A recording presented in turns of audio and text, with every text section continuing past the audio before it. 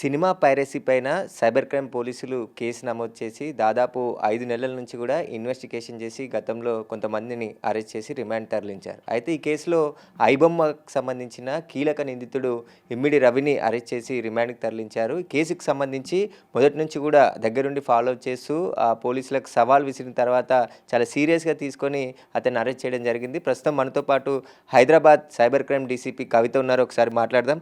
Madam, అసలు రవిని ఎలా పట్టుకున్నారు? అతను ఎక్కడి నుండి ఇదంతా కూడా ఆపరేటింగ్ చేశారు? మనకి బేసికల్‌గా యాంటీ పైరసీ సెల్ వాళ్ళు ఆగస్ట్ 30th రోజు కంప్లెయింట్ ఇచ్చారండి. మనం ఈ పైరసీ కేసు డిటెక్ట్ చేసి ప్రెస్ మీట్ పెట్టిన తర్వాత 29th ఆగస్టు 30th రోజు వచ్చి ఈ పైరసీ సైట్సే కాకుండా ఐబొమ్మ అని, బప్పం టీవీ అని ఇట్లా డిఫరెంట్ వెబ్‌సైట్స్‌లో కూడా పైరేటెడ్ కంటెంట్ పోస్ట్ చేస్తున్నారు. దీని మీద యాక్షన్ తీసుకోమని అక్యూజ్డ్ ఎవరైతే ఉన్నారో వాళ్ళని కూడా రిమాండ్ చేయమని చెప్పేసి వాళ్ళు కంప్లెయింట్ ఇచ్చారు. దాని మీద మనం కేసు బుక్ చేసి ఇన్వెస్టిగేట్ చేయడం జరిగింది. దానిలో ఆ వెబ్‌సైట్స్‌కి సంబంధించి మొత్తము మనం అనలైజ్ చేస్తే మోర్ దాన్ 65 వెబ్‌సైట్స్ ఉన్నాయన్నమాట. ఒక వెబ్‌సైట్ డౌన్ అయితే ఇంకో వెబ్‌సైట్ అప్ చేయడం, ఇట్లా మిర్రర్ వెబ్‌సైట్స్ క్రియేట్ చేయడం, ఇట్లా డిఫరెంట్ వెబ్‌సైట్స్ ద్వారా తెలుగు గానీ, సౌత్ ఇండియన్ మూవీస్‌లో ఉన్న కంటెంట్ అంతా కూడా కొత్తగా రిలీజ్ అయిన మూవీని టెలిగ్రామ్ ఛానల్స్ ద్వారా, తర్వాత ఓటీటీ కంటెంట్‌ని కూడా థర్డ్ పార్టీ సాఫ్ట్‌వేర్స్ ద్వారా ఇతను తీసుకొని దాన్ని ఇమ్మీడియేట్‌గా అప్‌లోడ్ చేయడము. చాలా పాపులర్ అనమాట ఈ వెబ్‌సైట్స్ ఏవైతే ఉన్నాయో. ఈ కంటెంట్‌కున్న క్వాలిటీని బట్టి అందరిలోకి రీచ్ అయిపోయింది ఇది. సో, ప్రజలందరూ కూడా ఈ ఇవి చూడడానికి బాగా అలవాటు పడిపోయారు. దీనివల్ల ఇండస్ట్రీకి చాలా లాస్ అవుతుందని వాళ్ళు ఇచ్చిన దాని మీద మనం ఇన్వెస్టిగేషన్ చేశామండి. చేసినప్పుడు ఆ వెబ్‌సైట్స్ మొత్తం అంతా టెక్నికల్‌గా అనలైజ్ చేసి మా టీమ్ అంతా కూడా డే అండ్ నైట్ ఎవరైతే రిజిస్ట్రీ ఉన్నారో, తర్వాత నోడల్ ఎవరున్నారో, ఆ వెబ్‌సైట్ హోస్టింగ్ ఏజెన్సీ ఎవరున్నారో, తర్వాత పేమెంట్ ఎవరి ద్వారా జరిగిందో ఇవన్నీ కూడా అనాలిసిస్ చేయడం జరిగింది. బేసికల్‌గా ఆ వెబ్‌సైట్‌లో ట్రాఫిక్ ఎలా జనరేట్ అవుతుంది, ఎన్ని హిట్స్ వస్తున్నాయి, దానిలో ఆ వెబ్‌సైట్ యాడ్స్ ఎక్కడి నుంచి పోస్ట్ అవుతున్నాయి, ఆ యాడ్స్ పోస్ట్ చేసే ఏజెన్సీ ఏదన్నా ఉందా, ఇలా డిఫరెంట్ యాంగిల్స్‌లో మేము ఇన్వెస్టిగేషన్ అనేది చేయడం జరిగింది. ఇవన్నీ చేసి అంతా కూడా కన్సాలిడేట్ చేసినప్పుడు మనకి ఈఆర్ ఇన్ఫోటెక్ అనే కంపెనీ అనేది రెస్పాన్సిబుల్ అనేది మనము అనలైజ్ చేయడం జరిగింది. దీని వెనక ఎవరున్నారని చూస్తే మనకి ఇమండి రవి అనే అతను వెలుగులోకొచ్చాడు. సో, ఇతని యొక్క bank accounts, transactions, pan cards అన్నీ కూడా ఇన్వెస్టిగేషన్‌లో వెరిఫై చేశాము. చేసినప్పుడు ఫేక్ ఐడీస్ తోటి, అంటే ఇతని పిక్చరు వేరే అతని పేరుతోటి కొన్ని డ్రైవింగ్ లైసెన్స్‌లు, పాన్ కార్డ్స్ తీసుకోవడము, అకౌంట్స్ ఓపెన్ చేయడము, అకౌంట్స్ ట్రాన్సాక్షన్స్ చూస్తే క్రోర్స్‌లో ఉందన్నమాట. సో, పర్ మంత్ కూడా 10-15 లాక్స్ అమౌంట్ ఇతని అకౌంట్స్‌లో క్రెడిట్ కావడము. ఇతని ట్రావెల్ హిస్టరీ చూస్తే 2 మంత్స్‌కి యూరోప్‌లో డిఫరెంట్ కంట్రీస్‌కి తిరగడము. ఇవన్నీ కూడా ఐడెంటిఫై చేసి ఇతనే మెయిన్ అక్యూజ్డ్ ఉంటాడు అనేది మేము కన్క్లూజన్‌కి రావడం జరిగింది. ఎందుకంటే ఇతని కన్నా ముందు మేము ఇంకా ఇద్దరిని తీసుకొచ్చాం. యాక్చువల్‌గా వెబ్‌సైట్ క్రియేట్ చేసినటువంటి డీటెయిల్స్ ఆధారంగా ఇద్దరిని పట్టుకొచ్చి వాళ్ళని కూడా రిమాండ్ చేయడం జరిగింది. అయితే వాళ్ళకింత కీ రోలు మాకు కనపడలేదు. సో, మెయిన్ అక్యూజ్డ్ ఎవరు అనే దాని మీద చేసినప్పుడు ఇతను మనకి దొరికాడు ఫైనల్‌గా. ఫారెన్‌లో ఉన్నాడు ఇతను, ఇక్కడ లేడు అనే దాని మీద మనము ఎల్ఓసీ పెట్టాలి అని అనుకుంటున్న సమయంలోనే అదే రోజు ఇక్కడ ల్యాండ్ అవ్వడం జరిగింది ఫ్రాన్స్ నుంచి. సో, అతన్ని అప్రహెండ్ చేసి తీసుకొచ్చి మనము రిమాండ్ చేయడం జరిగింది. మేడం, ఇప్పుడు ఐబొమ్మలో కింగ్ పిన్ అరెస్ట్ చేశారు. అసలు పైరసీ ఆగుతుందా? ఇంకా ముప్పు పొంచి ఉందా మేడం దీనికి సంబంధించి? పైరసీ ముప్పు ప్రజలు చూస్తున్నన్ని రోజులు, ఇల్లీగల్ మనీ సంపాదించాలనే ఉద్దేశాలు జనాలకున్నన్ని రోజులు కంటిన్యూ అవుతుందండి. ఆ పైరసీని స్టాప్ చేయలేం. దొంగతనాలు ఎలాగా రెగ్యులర్‌గా జరుగుతాయో ఇది కూడా డిజిటల్ థెఫ్టే. పైరసీ ఈజ్ నథింగ్ బట్ ఇది కూడా ఒక వన్ వే ఆఫ్ థెఫ్టే కదా! కంటెంట్ వాళ్ళది కాదు. వాళ్ళు దాన్ని ఎన్‌కాష్ చేసుకుంటున్నారు. సో, ఇల్లీగల్ మీన్స్‌లో దాన్ని సోర్స్ చేసుకొని దాన్ని అప్‌లోడ్ చేస్తున్నారు. సో, ప్రజల్లో మార్పు రానంత వరకు, ఇట్లా ఫ్రాడ్యులెంట్ మనీ సంపాదించాలనే దురాశ చావనంత వరకు కూడా ఇది కంటిన్యూ అవుతుంది. అదే టైంలో ప్యారలల్‌గా పోలీసు అట్లాగే ఇన్వెస్టిగేషన్ ఏజెన్సీస్ కూడా ఇన్వెస్టిగేషన్ కంటిన్యూ చేసి ఎప్పటికప్పుడు దీన్ని కట్టేలు చేయడానికి మా ప్రయత్నం అయితే కొనసాగుతుంది. అంటే మేడం, సినిమా ఇండస్ట్రీకి మీరిచ్చిన సూచనలేంటి? పైరసీ కాకుండా వాళ్ళు తీసుకోవాల్సిన జాగ్రత్తలేంటి? పోలీస్ పరంగా ఎలాంటి సూచనలు వాళ్ళకి చేశారు? మనము ఇంతకుముందు ఆగస్టులో పెట్టిన ప్రెస్ మీట్‌లో గూడా చాలా సూచనలు చేయడం జరిగింది. ఎస్పెషల్లీ డిజిటల్ సర్వీస్ ప్రొవైడర్స్ ఎవరైతే ఉన్నారో, Qube and UFO and all other గ్రూప్స్‌కి కూడా వాళ్ళు ఎలాంటి ప్రికాషన్స్ తీసుకోవాలి, వాళ్ళ సిస్టమ్స్‌ని ఎలా అప్‌గ్రేడ్ చేసుకోవాలి, ఓఎస్‌ని ఎలాగా లేటెస్ట్‌ది వాడాలి, ఫైర్ వాల్స్ ఇవన్నీ గూడా కొన్ని ప్రికాషన్స్ వాళ్ళకి చెప్పడమే కాకుండా, 24/7 వాళ్ళకొక టీమ్ ఉండాలి. ఎవరంటే ఏదన్నా హ్యాకింగ్ గానీ, ఎలాంటి అటెంప్ట్ ఉన్నా గానీ ఇమ్మీడియేట్‌గా దాన్ని డిటెక్ట్ చేసి కౌంటర్ చేసే టీమ్ అనేది ఉండాలి అనేసి వాళ్ళకి సజెస్ట్ చేశాము. వాళ్ళు ఆల్రెడీ గూడా ఒక యాంటీ పైరసీ సెల్ ఉంది. ఒక 6 ఇయర్స్ నుంచి ఉందని మనం మార్నింగ్ గూడా విన్నాము. యాంటీ పైరసీ సెల్ వాళ్ళే మనకి యాక్చువల్లీ కంప్లెయింట్ గూడా ఇచ్చారు. ఆ సెల్ గూడా చాలా యాక్టివ్‌గా పనిచేస్తుంది వాళ్ళది. ఫోరెన్సిక్ ఎనాలిసిస్ ఇవన్నీ గూడా చేస్తున్నారు. అయితే ఈ టీమ్ గూడా ఉంటే అంటే దాన్ని ఏమంటారంటే ఎక్స్‌పర్ట్స్ టీము కూడా వాళ్ళకుండి సర్వేలెన్స్ అనేది కంటిన్యూ చేస్తూ, ఈ డిజిటల్ పైరసీ అనే దాన్ని కట్టడి చేయడానికి క్యామ్ కార్డింగ్ జరగకుండా థియేటర్స్‌లో ప్రికాషన్స్, అట్లాగే హ్యాకింగ్ జరగకుండా సిస్టమ్స్‌ని సెక్యూర్ చేసుకోవడము, అట్లాగే టెలిగ్రామ్ ద్వారా ఇంకా ఇల్లీగల్ మీన్స్‌లో కంటెంట్ షేర్ కాకుండా వాళ్ళ దగ్గర కట్టడి చేయడం. ఇలా అన్ని ఆల్ యాంగిల్స్‌లో 360 డిగ్రీస్ కూడా మనము యాక్షన్ తీసుకోవడం ద్వారా దీన్ని నిరోధించొచ్చండి. మేడం ఇప్పుడు ఇమ్మిడి రవి అసలు ఆయన బ్యాక్గ్రౌండ్ ఏంది? ఎక్కడి నుంచి పైరసీ వైపు ఎలా మళ్ళాడు? అతనికి ఇంకా ఎవరు సహకరించారు? వారందరిపైన ఏమైనా ఐడెంటిఫై చేశారా? ఇమండి రవి బీఎస్సీ కంప్యూటర్స్ చేశారండి వైజాగ్‌లో, ఆంధ్ర యూనివర్సిటీలో. చేసిన తర్వాత ముంబైలో ఎంబీఏ చేశారు. ఇక్ఫై యూనివర్సిటీ నుంచి ఎంబీఏ చేసి అతను web services, web designing, website hosting ఇవన్నీ కూడా expert. So, first ER infotech అని ఒక కంపెనీ పెట్టుకున్నాడు. మన కూకట్పల్లి ఏరియాలో ఒక అపార్ట్మెంట్‌లో ఉంటూ ఈ కంపెనీని పెట్టాడు. ఆ కంపెనీ యొక్క ఇన్‌కమ్ తక్కువ ఉండేసరికి ఇతను అదే క్రమంలో మ్యారేజ్ చేసుకోవడము, ఇంటర్ ఫెయిత్ మ్యారేజ్ చేసుకోవడము, ఫ్యామిలీ ఇష్యూస్ వల్ల అతను యొక్క కండిషన్ ఎకనామికల్ కండిషన్ సరిగ్గా లేకపోవడం, ఇన్‌కమ్ తక్కువ ఉందనేసి వాళ్ళ బంధువులు చేసినటువంటి కామెంట్స్ వీటన్నిటి వల్ల ఇతను ఏంటంటే ఈజీగా తక్కువ టైంలో ఎక్కువ డబ్బులు సంపాదించాలి అనే ఉద్దేశం డెవలప్ చేసుకున్నాడు.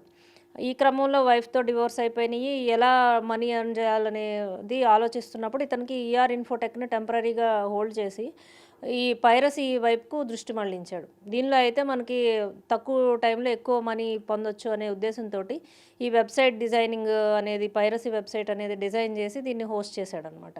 దీనికి అదే టైంలో దీని ప్రకారము కోవిడ్ రావడము, ప్రజలు ఆన్‌లైన్ కంటెంట్ చూడడము, థియేటర్స్‌కి వెళ్ళలేకపోవడము, ఇవన్నీ దృష్ట్యా డబ్బులు పెట్టి ఓటీటీలో చూడలేకపోవడం, వీటన్నిటి దృష్ట్యా ఈ వెబ్‌సైట్స్‌కి పాపులారిటీ చాలా పెరిగిపోయింది. పెరిగిపోయేసరికి ఇతను ఇంకా డిఫరెంట్ పేర్ల మీద అకౌంట్స్ ఓపెన్ చేసి ఇంకా ఒక వెబ్‌సైట్‌ని ఈ మూవీ వాళ్ళు డైరెక్టర్స్, ప్రొడ్యూసర్స్ డౌన్ చేస్తే ఇంకో మిర్రర్ వెబ్‌సైట్ క్రియేట్ చేయడము. ఇట్లా టెక్నిక్స్ ఫాలో అయ్యాడనమాట. 22 నుంచి ఇంకా పెంచి ఇతని యొక్క ఆపరేషన్స్ ఓవర్‌సీస్‌లో ఈ సర్వర్స్ అన్నీ కూడా ఓవర్‌సీస్‌లోననమాట. మనకి స్విట్జర్లాండ్, ఆమ్‌స్టర్‌డామ్, నెదర్‌లాండ్స్ ఇక్కడ ఉన్నాయి. సో, ఈ సర్వర్స్‌ని అక్కడి నుంచి యూజ్ చేసుకొని ఎక్కడ క్లూ రాకుండా ఎవరు పట్టుకోకుండా అకౌంట్స్ కానీ అన్నీ కూడా ఆపరేషన్ చేయడం ఇదంతా చేస్తున్నాడండి.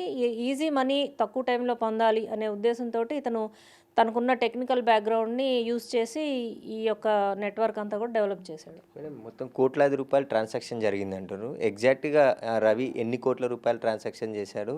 ఎంత సంపాదించాడు? అవన్నీ ఎక్కడ పెట్టుబడిగా పెట్టాడు మేడం?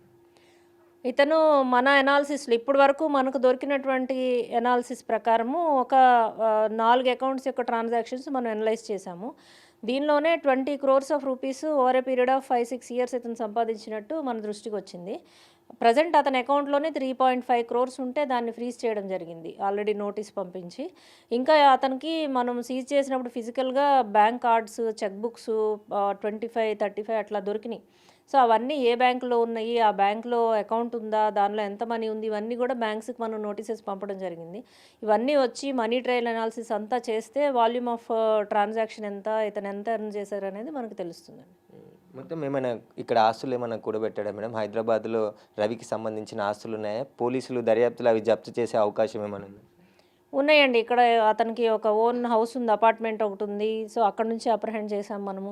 అట్లాగే వైజాగ్ నేటివ్ కాబట్టి వైజాగ్‌లో కూడా అతనికి ఇల్లున్నట్టు తెలిసింది. ఇంకా ఇవే కాకుండా ఇంకా ఏమన్నా ఉన్నాయా? ఇతను ఏమన్నా ఎర్న్ చేశాడా? ఇవన్నీ కూడా అనలైజ్ చేసి అలాంటి 107 బిఎన్ఎస్ ప్రకారం మనము ఫ్రాడ్ అమౌంట్‌ని ఆక్షన్ చేసి విక్టిమ్స్‌కి ఇవ్వడానికి కూడా ఒక అవకాశం ఉంది. సో, అదేమన్నా చేయొచ్చా? లీగల్ ఇదంతా కూడా ఒపీనియన్ తీసుకొని ఫర్దర్‌గా మేము దానిలో కూడా ప్రొసీడ్ అవుతాం. మేడం ఫిలిం ఇండస్ట్రీ ఇన్ని కోట్ల రూపాయలు నష్టపోయామంటున్నారు. ఏ విధంగా అంచనా వేశారు మేడం? అంటే రవి వల్ల ఇంత నష్టం అంటే దేశవ్యాప్తంగా పైరసీ వల్ల 22,000 కోట్ల నష్టం జరిగింది అంటుర్రు. అది ఏ విధంగా నష్టం జరిగిందని అంచనా వేసిర్రు? దానివల్ల రవికి ఎంత లాభం పొందిండు మేడం? ఇది 22,000 కోట్లు నష్టం అనేది పైరసీ సెల్ వాళ్ళు ఇచ్చిన కంప్లెయింట్‌లో ఇచ్చారండి. తెలుగు ఇండస్ట్రీకే పర్టికులర్‌గా 3,700 కోట్లు ఒక సంవత్సరంలో లాస్ అని వాళ్ళిచ్చారు. అంటే వాళ్ళ ఎనాలిసిస్ ఏంటి అని చెప్పిన దాన్ని బట్టి రిలీజ్ అయిన మూవీస్ అన్నీ కూడా ఒక ఇయర్‌లో రిలీజ్ అయిన మూవీస్ అన్నీ నార్మల్‌గా పైరసీ లేకుండా గనక అవి డిస్‌ప్లే అయితే ఎంత ఇన్‌కమ్ జనరేట్ అవుతది? ఈ పైరసీ వల్ల ఇన్‌కమ్ లాస్ ఎంతయింది అనేది వాళ్ళు కాలిక్యులేషన్ చేసి మనకు అది ఇచ్చారనమాట. వాళ్ళు ఇచ్చిన కంప్లెయింట్‌ని బట్టి మూవీస్ దాని ఇన్‌కమ్ లాస్‌కి సంబంధించి వాళ్ళిచ్చిందే క్రైటీరియా. సో, ఆ డేటాను బట్టి ఇంత లాస్ అయిందనేది మనం చెప్తున్నామనమాట. మేడం ఇప్పుడు పైరసీకి సంబంధించి పోలీసులకే సవాల్ విసిరారు. అసలు ఐబొమ్మని పట్టుకోలేరు, దమ్ముంటే పట్టుకోండి అని చెప్పేసి కూడా గతంలో ఉన్న సిపికి మెసేజ్ స్వయంగా పెట్టడం జరిగింది. ఆ తర్వాత మీరు చాలా వర్క్ చేసి దగ్గరుండి కేసులో అరెస్ట్ చేసి ఏ కీ రోల్ ఏంటిది మేడం అసలు ఇందులో? కీ రోల్ అంటే అంతకుముందే పైరసీ కేసు మనం డిటెక్ట్ చేశాము. అది చాలా పెద్ద కేసు. ఓవరాల్ 4, 5 స్టేట్స్‌లో ఆపరేషన్స్ చేసి 10 మెంబర్స్‌ని అరెస్ట్ చేశాము. దాన్ని అరెస్ట్ చేసేసరికి ఇతను పానిక్ అయ్యాడు బేసికల్‌గా. మనం అట్లా తీసుకోవచ్చు. ఎందుకంటే హ్యాకింగ్ చేయడం ఇవన్నీ కూడా అప్పటి వరకు బయటికి రాలేదు. ఇండియాలో మొదటిసారి మనం చెప్పడం జరిగింది. సో, అదే టైంలో ప్రొడ్యూసర్స్‌కి వీళ్ళందరికి కూడా అప్పుడు సిపి గారు మీటింగ్ పెట్టి ప్రికాషన్స్ అన్నీ కూడా చెప్పారు.